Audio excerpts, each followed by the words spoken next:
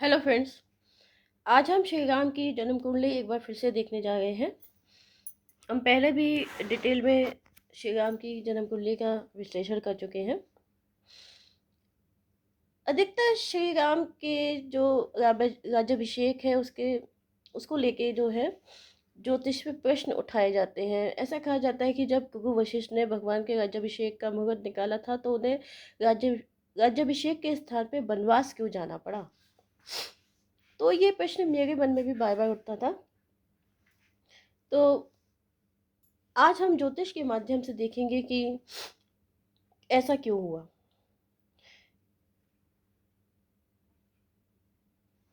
इसके समर्थन में हम रामचरितमानस की इन पंक्तियों का उदाहरण देना चाहेंगे कि जोग लगन ग्रह वार तिथि सकल भय अनुकूल चर अरु अचर हर्ष जुत राम जन्म सुखमूल।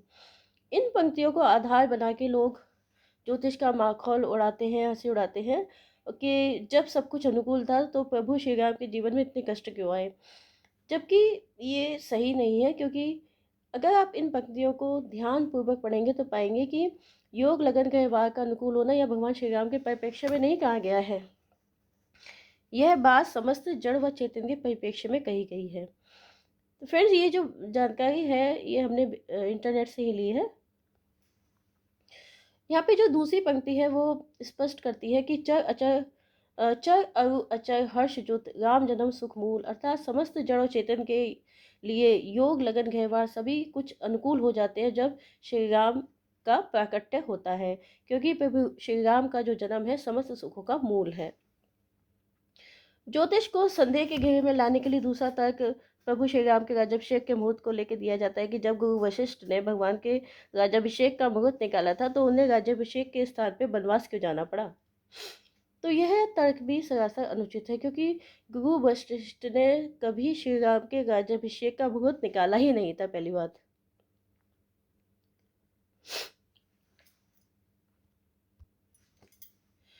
इसके लिए रामचरितमानस की ये पंक्तियां देखिए।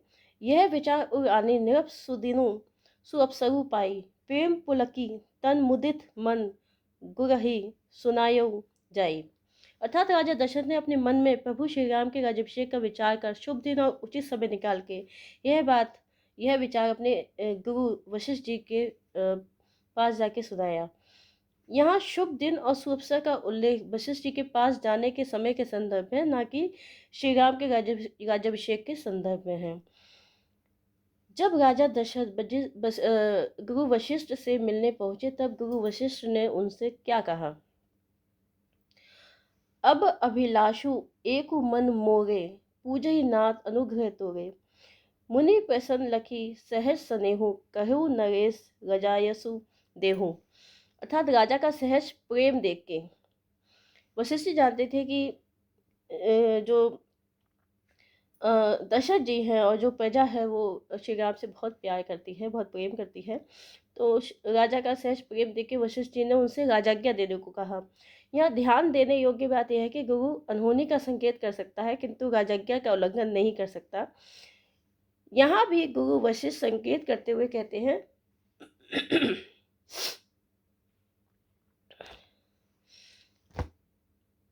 बेगी विलंबु करिए नृप साजिए सबुई समाजू सुदिन सुमंगलु तबही जब राम होए जुबराजू। अर्थात शुभ दिन तभी है जब राम युवराज हो जाए। यहाँ वशिष्ठ जी यह नहीं कहा कि श्री राम ही युवराज होंगे।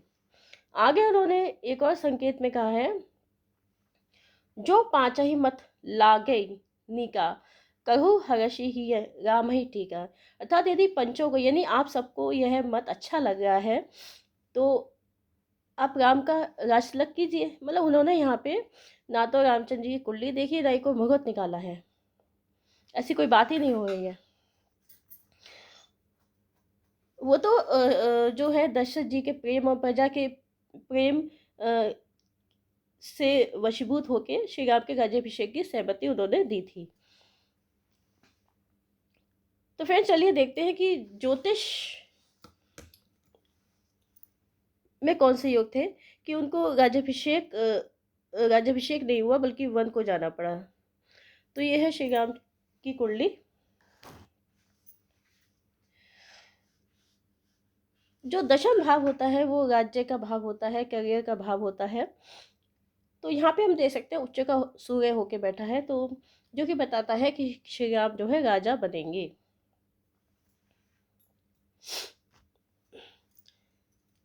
लेकिन यहाँ पे देखिए, राहु की पंचम दृष्टि सूर्य पे है, शनि की सप्तम दृष्टि सूर्य पे है, तो सूर्य यहाँ पे पीड़ित है।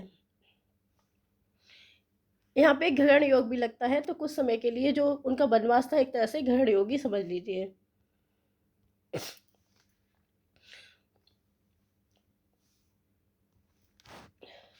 तो राज सिंहासन नहीं मिला बल्कि ग्रहण लग गया, यानी कि बाधा बाधा आई, क्योंकि जो ग्रहण होता है वो कुछ समय के लिए होता है, हमेशा के लिए नहीं होता है। कुछ समय के लिए जातक के जीवन में ग्रहण लग गया, अंधकार छा गया। शनि की दृष्टि होती है जो कि डिले को दिखाती है। साथ ही जब भी कुंडली में शनि और सूर्य का योग होता है, तो जिस व्यक्ति की, जिस जातक की कुंडली में योग होता है, मैंने देखा है वो अपने पिता के अंतिम समय में नहीं वहां पे होता है। और तीसरा यहाँ पे देखिए, शनि जो है चतुर्थ भाव में उच्च के होके बैठे हैं। शनि जो है कर्म कारक है, उसपे केतु की पंचम दृष्टि आ गई है। जब भी शनि केतु का योग कुंडली में बनता है, तो जो कैरियर होता है वो 30 से पहले किसी हालत पे सेट नहीं हो पाता है, और बल्कि उसमें बहुत परेशानियां आती हैं। शनि जो है चौथे भाव में बैठा है। शनि जो है केतु शनि ये जो है अलगाववादी ग्रह होते हैं। तो इनकी सबसे पहले जो है 4 साल, जैसे कि बृहस्पति की महादशा चली, उसके बाद शनि की आई, और उसके बाद बुध की।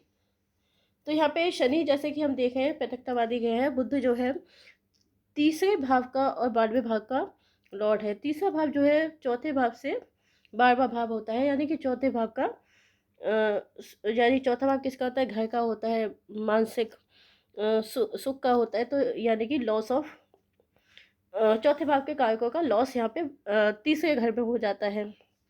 इसलिए उनको बुद्ध की दशा में ही वनवास हुआ, बुद्ध की दशा में इनको घर छोड़ना पड़ा। और जो 12वां भाव है, जो अपने घर से दूर जाने का है, विदेश का है, प्रदेश का है, तो वहाँ इनको जाना पड़ा।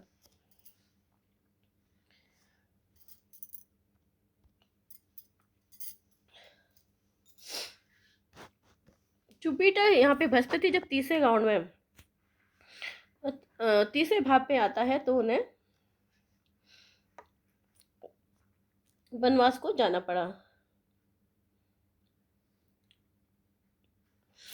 कुंडली में यहाँ पे 5 ग्रह उच्च चुके हैं। हम देख सकते हैं कि गुरु उच्च का है, शनि उच्च का है, मंगल उच्च का है, सूर्य उच्च का है, और शुक्र उच्च का है। जब 5 ग्रह उच्च के होते हैं, तो व्यक्ति जो है राजा समान ही होता है। राजा चक्रवर्ती सम्राट होता है। यहाँ पे 4 पंचमहापुरुष योग बनते हैं। 5 ग्रह उच्च के हैं, जो कि श्री राम को एक साधारण मानव ना बना के एक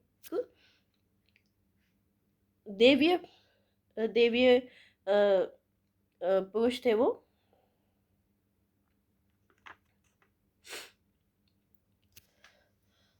और यहाँ पे, और जब कुंडली में इस तरह के योग होते हैं, तो व्यक्ति जो है विशेष उद्देश्य से इस दुनिया में आते हैं, तो देवतुल्य होते हैं। तो श्री राम, जैसा कि हम जानते हैं, किस उद्देश्य से आए थे। तो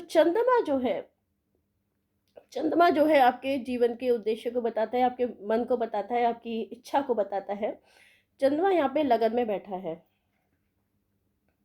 अपनी खुद की राशि में बैठा है, और 6वें भाव के स्वामी के साथ में बैठा है, जो कि भाग्येश्वरी है। 6वां भाव किसका होता है? शत्रु का होता है, कोर्ट केस का होता है, ऋण का होता है। यानी जातक शत्रु के विनाश को आया है, कोई कर्ज है उसको चुकाने आया है, उसी से उसका भाग्योदय भी होना है।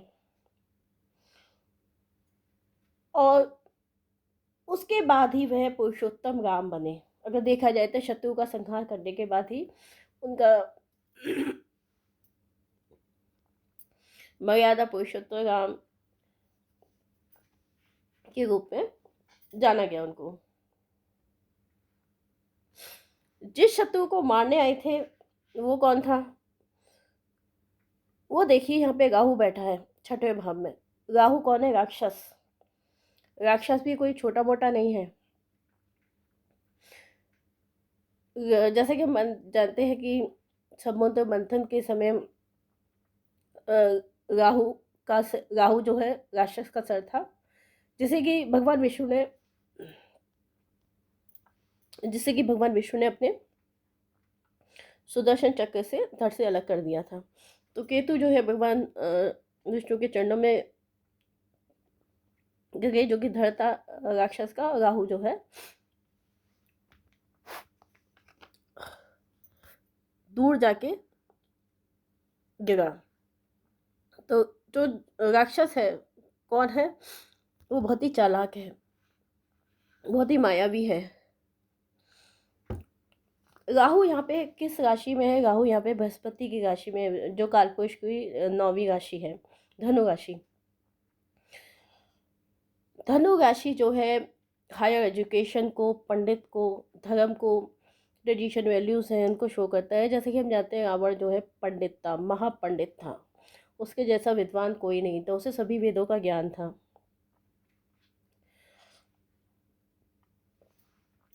यहाँ पे राहु जो है सूर्य के त्रिकोण में आता है। राहु की पंचम दृष्टि सूर्य पे है। जैसे कि हम जानते हैं राहु को सारे वेदों का ज्ञान था, प्रकृति के रहस्यों को उसने खोल लिया था, जान लिया था।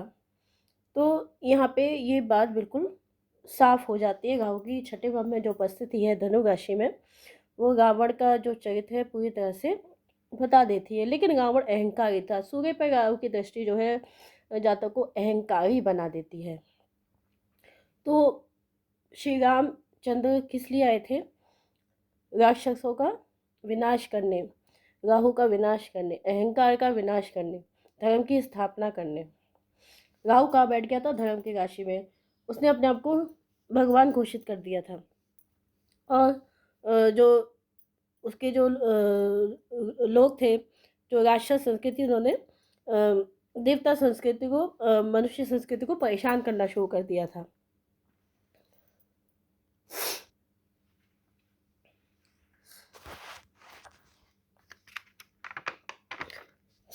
तो फ्रेंड्स, हम आसानी से देख सकते हैं कि श्री राम को वनवास क्यों हुआ, किस उद्देश्य से इस दुनिया में वो आए थे, उनका जो शत्रु था वो कितना प्रभावशाली था। तो हम कुंडली से ये सब बातें आसानी से जान सकते हैं। तो फ्रेंड्स, अगर आपको ये वीडियो पसंद आया तो इसे लाइक करना मत भूलिएगा। अभी तक आपने इस चैनल को सब्सक्राइब नहीं किया है तो सब्सक्राइब कर लीजिएगा, बेल आइकन को प्रेस कर दीजिएगा, ताकि आने वाले वीडियोस का नोटिफिकेशन आपको समय से मिल जाए। मिलते हैं नेक्स्ट वीडियो में। Thank you.